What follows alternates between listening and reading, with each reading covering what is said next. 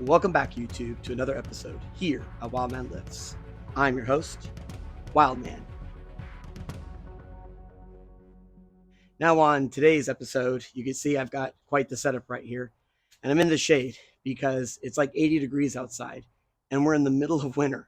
We're in the middle of winter, and you heard me right, it's 80 degrees out. We're having a heat wave this week. So I'm taking advantage of it by dressing in shorts and trying to get some vitamin D with my sleeveless shirt. But nevertheless, I still have to stay in the shade. So today I was warming up with the log clean and press, and that's what I was going to show you guys today. But since I was doing those heavy deads on the last video, I was kind of realizing as I was doing the clean portion or the rowing portion of the log that I was moving kind of slow. So I kind of knew I wasn't going to be able to get to max weight today. So I kind of thought maybe I should just focus on the shoulders. And the military press in the seated position, I really give this a lot of credit to my shoulder strength because I've been starting to do this lately. And it definitely carries over into strongman movements. So I've swapped out the barbell with the axle bar because I'm a strongman, so we use axle bars. So this is going to be a 30-pound axle bar, and then the weights are going to be the same, 45-pound bumper plates as we go up, and you'll see the weights on the bottom of the screen as I go up. And joining us today is going to be two people, that we're going to dress, which is going to be the elephant in the room, which for once isn't me. I've got two fever blisters from the wind that we were having last week. It was some crazy windstorms. We also had some crazy rainstorms. Just been really weird weather lately. And now we're in a heat wave. So we're kind of all over the place today. As a result, my body reacts to the weather. And so now I've got two fever blisters side by side. So this one's name is Gilbert. This one's name is Gertrude.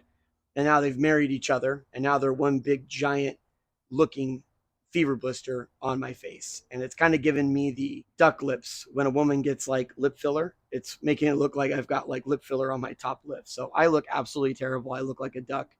And I'm sorry. But Gilbert and Gertrude are both going to be joining us for the workout today. And as we go through this, I'm going to explain the benefits of the military press. So let's pop in, see what we got going on. All right, so now you can really see Gertrude and Gilbert on my face now, can't you? Now, for the second strength giant set, since the log wasn't working out so well, I'm going to be doing the axle seated military press. And you're going to notice right away that I'm not going all the way down to my chest. I'm stopping at my chin. And if you notice that, you're an astute observer. And I'm going to explain to you why I'm doing that. But before I do, as I'm going up in weight on the military press, I'm also going to be doing some single farmer carries with that 72-pound gorilla kettlebell. I love doing some type of farmer walk on my shoulder days because it really keeps my shoulders in line. And carrying a single kettlebell really isolates either side of my obliques, which is why I like to do this for mass reps and lighter the weight. And I like to move a little bit more quickly. And then I'm going to do a 100-meter shuttle run in between where I just run 3 laps back and forth across the bullpen like such. By the time I'm done with all this workout, I should have run 1 mile accumulative. And that's going to be the second, technically, strength giant set for the day. So the military press is a good exercise to do for one thing, and that's for lockouts. Whether it's the overhead press, bench press, or locking something out over your head when you're trying to carry it, the military press is one of my favorite exercises to do in conjunction with the overhead press. If I lowered that bar down to my chest, the problematic part is when you're overhead pressing and you're standing up and you're using your legs and your whole entire body to get a heavy implement overhead, you have to maneuver your head around the implement. And if I was just doing a seated press where I was bringing it down to my chest and then raising it back up, that's not going to mimic the same movement pattern as if I was doing a log or an axle bar or a barbell overhead press from a standing position. Plus, when I am doing an overhead press, I typically like to bring my elbows a little bit closer on the front rack position because that makes a nice meaty portion for the barbell or the log to lay on. And then when I use my legs and I press up and I get it about the chin point, that's when my elbows flare out and then my triceps and my lockout strength takes over. So this is really just isolating that lockout portion. And it carries over very well into the overhead press and into the bench press when you get stuck at the sticky points. And using an axle makes it a lot harder because the ends don't rotate, so there's no counterbalance to this. And that thicker diameter makes it so you can't wrap your hand all the way around it, so it's hard to get a really good position with your palms. But there are some benefits to using the axle bar because it doesn't bend and it's not wobbly. So that's kind of nice. It's a little bit more sturdier. So I definitely recommend training on both of these implements, not just isolating it to one movement. Now for my top set, I've hit this before in the gym, but I was slipping and sliding in my outdoor gym because the ground was a little bit more smoother, so I had to put down some mats in order to stay still. And it ended up becoming a little bit of a fight, but it did go. And I'm grateful for that because things didn't go well for the log. So I was happy to hit a big weight at the end of the day. Well, that went. So Gilbert and Gertrude, I believe that was the happily married couple on my face. Those are the names that I gave them at the beginning of this video. I really can't quite remember what names I gave them, but they are thumping right now because that last set pumped a lot of blood to my lips, and now they're thumping and they're enjoying the workout and making me miserable at the same time.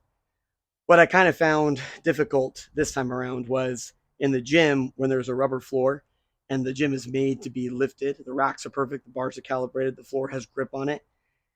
I was able to do 260 last time for a lot cleaner of a rep because this time around the floor was so slippery in my outdoor gym. So I end up having some rubber mats you can't see, but they're on the ground. And I had to weight them down with some dumbbells. I had to put some kettlebells behind the chair. I kind of had to fit angle with it as I was going up in weight, which isn't ideal. You want to be able to move into a heavy weight feeling comfortable. And that last set, I wasn't feeling very comfortable, but it went. So I'll take it any day, especially since it wasn't going very well on the log today. This made up for it.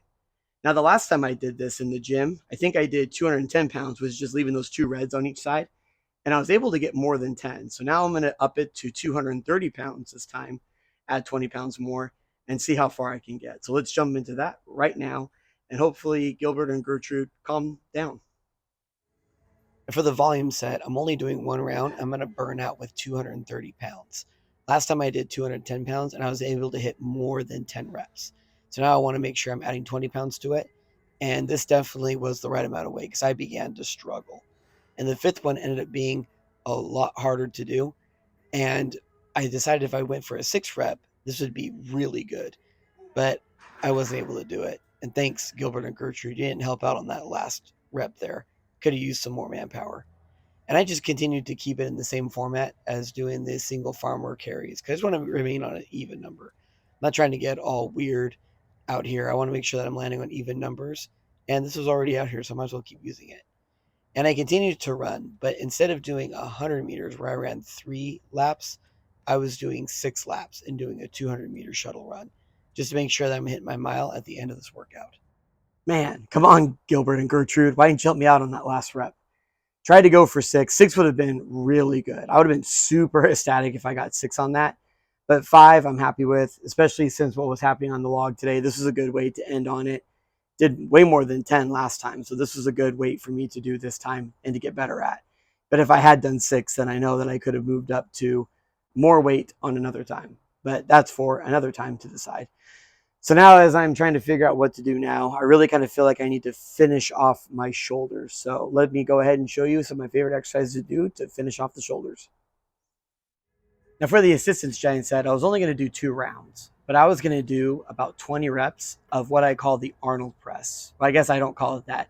Arnold Schwarzenegger calls it that because he invented it. And he was a great bodybuilder, probably the best bodybuilder of all time. And if you ever want to know how he got such good looking shoulders, this is the movement that he did it on. It's called the Arnold press. So you bring those kettlebells forward, and then you bring them back and then press overhead. And you're hitting almost every fiber and movement of your shoulder. This isn't necessarily a great strength builder, but I've already worked on the strength portion. Now it's time to really isolate those shoulders and really hit every single fiber within the shoulder to make them look big and cleaner. Because who doesn't want nice looking shoulders? Most people look at people and wonder why they look so skinny in the middle. Usually it's because their shoulders are a little bit out wide, and that makes them look skinnier in the middle. So I was only doing 2 rounds of that, but I was also continuing to do that single farmer carry. Because since I'm attacking the shoulders a lot, I want to make sure that I'm doing the polar antagonistic movement by pulling my shoulders down and back and still working those obliques by making it a single carry. And I continue to do the running as well, except I upped it just like I did to the volume set to a 200-meter shuttle run. So by the time I was done, I'm hitting my 1 mile marker like I wanted to. Now for the accessory giant set, I was doing 3 rounds, and I was doing what I like to call tricep push-ups. Mainly I make a diamond with my fingers, and I try to put my chest into that diamond on the bench. This makes it so that it really isolates the triceps a lot more, but I'm still getting about a 30% pump to my chest. So like a 70% pump to the triceps and a 30% pump to the chest. Nice way to end a shoulder day. And then I'm doing a favorite movement that I like to call side delt raises.